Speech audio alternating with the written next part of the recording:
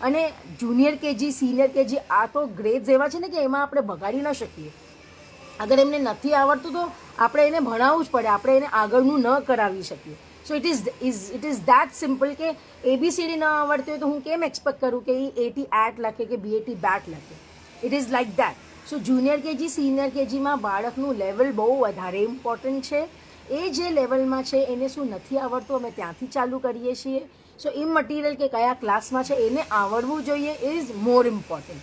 તો અમારા બધાના એડમિશન્સ હમણાં ચાલુ છે. You can comment here, you can connect with me personally. અને સમર બેચેસ અમારી હેન્ડરાઇટિંગ ઇમ્પ્રુવમેન્ટની એના પણ એડમિશન્સ ચાલુ થઈ ગયા છે. સો તમારે સમર વેકેશનમાં અગર તમે ચાહો છો કે બાળકોની હેન્ડરાઇટિંગ બેટર થાય તો એના માટે પણ તમે અહીંયા કમેન્ટ કરી શકો છો. હેન્ડરાઇટિંગ બહુ રિલેટેડ હોય અમારા જે વિચારો છે એના સાથે.